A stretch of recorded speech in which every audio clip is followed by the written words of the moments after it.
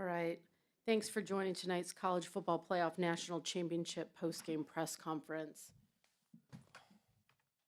We are joined by Notre Dame head coach Marcus Freeman, along with student athletes Jack Kaiser and Riley Leonard. Following an opening statement from Coach Freeman, we will take questions. Coach, when you're ready. Yeah, obviously tough moment, tough outcome. There's reasons why we didn't get the outcome we wanted. Credit to Ohio State and their ability to execute and on both sides of the ball. And, obviously in the special teams, they made a field goal that mattered at the end of the game. And so, we obviously didn't play the way we needed to get the outcome we want. But as I said to the guys in the locker room, there's not many words to say when everybody's hurting. I'm just proud of them. I'm proud of what they've done. I'm proud of who they are, the way they represent themselves, and it's just an honor to be on this journey with them. I mean, there's going to be a lot of guys, seniors, that this was their final game with Notre Dame football, but they've left this place a better place, and very grateful to be on the journey with them. So, Again, Jack, come on up and join us. We'll go ahead and start our questions. Please let us get you a mic, and we'll take as many as we can. We're going to start right over here in the third row, slightly off to our left. Coach, to your left, their ability to slow the Riley Leonard-led running game after that first drive, were there adjustments they made? Was there something you guys could do to counter that? no, we couldn't run Riley every play. It's not right for Riley, and it's not going to sustain the success we needed offensively. And we ran him a whole bunch that first series, and you look at the second series, we had 2 penalties, which ended up forcing us to punt. And in the third series, we had the miscommunication with the muff snapped, and that's the end of the half. And so I think more than anything, it was 2 series after the first one. We didn't execute, and we had some self-inflicted wound that we have to clean up. Second half, we drove the ball. I thought we did a good job, with some tough situations. But we can't run Riley every single play, and that's not what the formula for success is. Follow-up, Jaden Greathouse's last 2 games, he's shown great growth from the regular season. What did you find in him, and what did Riley find in him in the second half? I think there was a confidence and connection between Riley and him. But as I said this before, production doesn't always reflect performance. It doesn't. Production is something that is a result of doing your job and the quarterback making a decision to throw you the ball and the offensive play that calls for it. But JG has been playing great all season long. Now just he's having some production to go along with how he's been playing. We're going to check our next question from over here by me in the first row on the far left. Marcus, you have an opportunity at the end in third down to maybe get the ball back and try to go score. What was the look there? I know you guys brought some pressure, and obviously it was a difficult assignment there for Christian to cover Jeremiah. What did you see there? Yeah, it was do or die. It was that type of down. If they run it, and they get a first down, we got to get them stopped. And we thought at that moment the best way to get them stopped is to run zero pressure. And you know what? Like, we have to have faith at some point that we can make a play. And there was times in the second half that we did in man coverage, but he's a heck of a player. He's difficult to cover. You want to play zone, and they'll find ways to pick you apart. You want to play man, they find ways to get him the ball. And so it's a talented offense. But that's that situation right there. Fourth row here on our left. Tyler Horko, Blue and Gold Illustrated, right here, Marcus. On 4th and goal, how tough was the decision to maybe go for it there or kick the field goal, and what was the thought process? Yeah, I think it was 4th and 9 or 10, and I just thought, instead of being down 16, let's try to go down 13. And I know it's still a 2-score game, but you have a better probability of getting 14 points than you do 16 points. And so if it was a shorter fourth and goal situation, I probably would have gone for it, but I just felt 4th and 9 was not a great chance for us to make that. and and decided to kick it, and we didn't make it. On the aisle right here. Heather Dinich with ESPN. For Marcus and Riley, what did you both learn about the program this season, both looking back from where you came to get here and also looking forward about what you might be in position to do? Riley, go ahead. Before I answer your question, I want to thank my Lord and Savior, Jesus Christ, for giving me the opportunity to play in this game.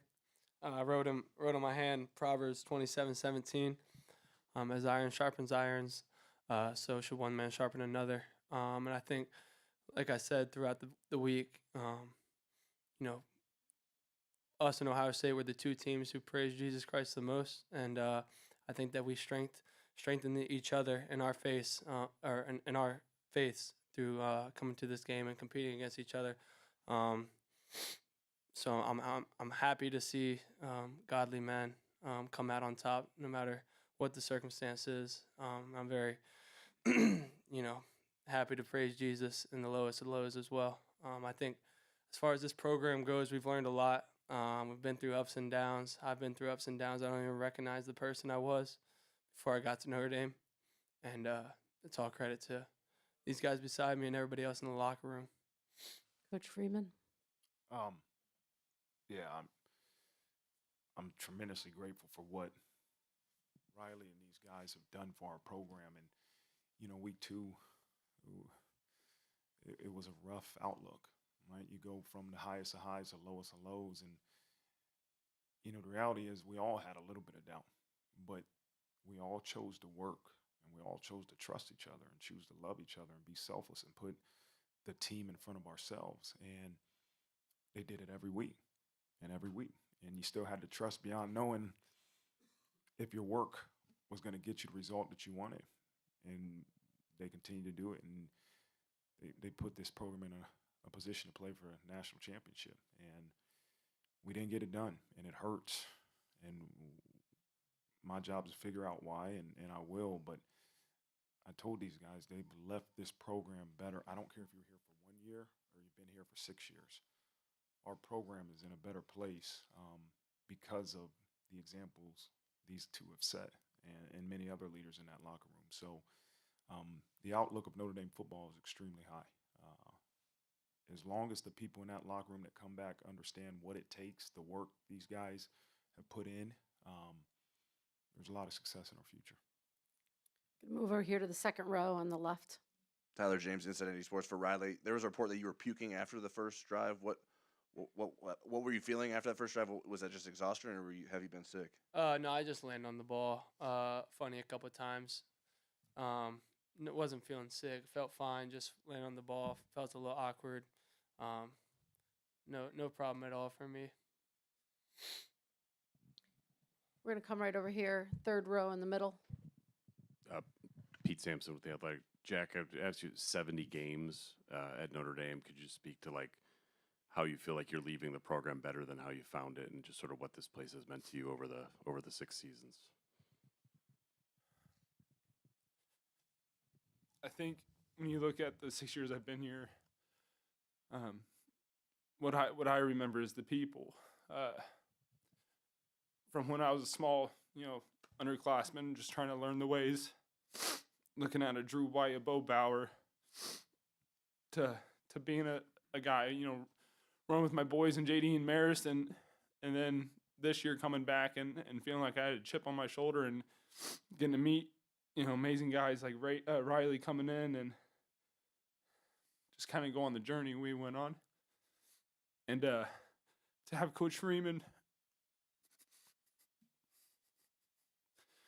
yeah, it's about the people. It's the people that's made this place different, and it just shows where this program's heading. The people in this building are the best, absolute best. Right in the middle on the left. Jay Busby, Yahoo Sports. Riley, in addition to falling on the ball that first drive, could you take us through it from your perspective, from starting out to getting into the end zone? Yeah, I think the best thing we did on that drive was just stay above the chains. I mean, you see the next 3 drives after that, penalties and miscommunications, and all that stuff's on me. that first drive, we just came out and played Notre Dame football.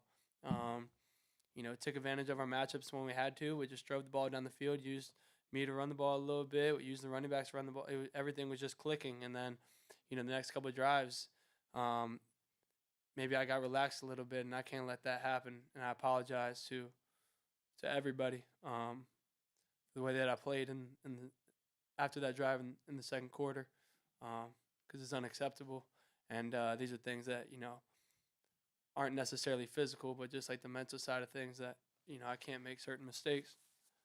But I just got to live with that and respond, and that's kind of what the message was at halftime. Like, you got nothing else to lose. It's the last game, no matter what. Might as well go out there and sling the rock and trust your guys. Come back, stay same side. Chrissy Freud, USA Today. Riley, you've grown so much since you were a dark horse at Duke. How do you feel like you flipped your narrative and then just improved as an overall passer? Yeah, I'll start with just like the guys around me. Like, it's very easy to be a successful quarterback when, first and foremost, your coaches are just setting you up for success. I've never been so prepared in my life. I've just learned so much within this past year. And then the guys up front, like, I'll start with the offensive line. And these guys, like, from the day I got here, I kind of understood like how special they were.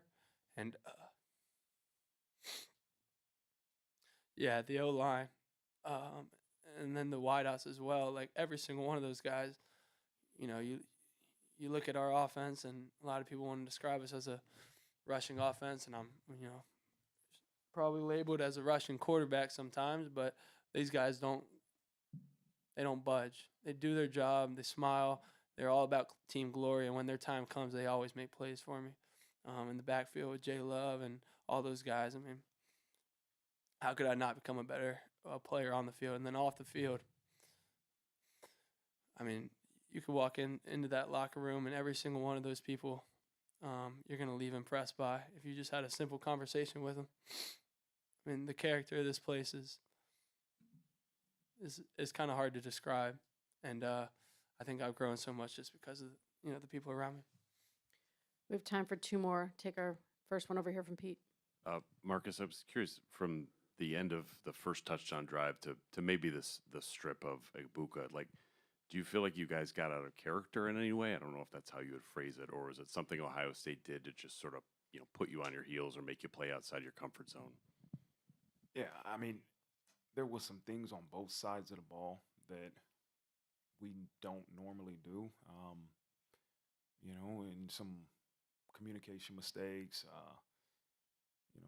self-inflicted wounds that we haven't been doing past few weeks. You're always making mistakes, but those type of detrimental mistakes when you play a really, really good football team cost you points. And I think that's probably the biggest thing that has stuck out to me, even, in between series of communication. Hey, we're good. We got it. Well, we can't make mistakes. And so it falls on my shoulders. And, as the head coach, we have to prepare and be better prepared for this moment. These guys gave everything they got. And you sit up here and you listen to these two guys speak, and the passion they have for Notre Dame and each other in that locker room. I mean, I'm just sitting here listening like, this is one of the greatest gifts in life, is to be able to be the leader of this program, because you have great young people like this that share the blame when you have, to share the success when you win, and own the blame when you lose. But I'm better because of them. But we just have to be better. I got to make sure we prepare better for this next opportunity that we have in the future. Last question right over here to our right. Charles Odom with the Associated Press. Riley, one more about that opening drive, if I could. I think you just referenced you ran the ball a little bit, but you had 9 carries on that drive, and that's half of your top total for a full game this season. Did that take something out of you, or did a long drive by Ohio State give you a chance to recoup and recover? Yeah, I mean, Coach Free's always about reload and, worry about the next play. So I didn't even know it was 9. If you asked me, I probably would have said it was like 3 or 4. Like, if Coach wants to call my number and have me run the ball every single play, I got no problem with it. Like, you see me kind of put my body on the line for this team over and over again. So, like, whether I'm running the ball, passing the ball, it doesn't matter. I'm going to do everything I can to help the team win. And, hit a little lull there in the first half, but like I said, I got to live with it. That concludes the press conference with Notre Dame. Thanks to each of you.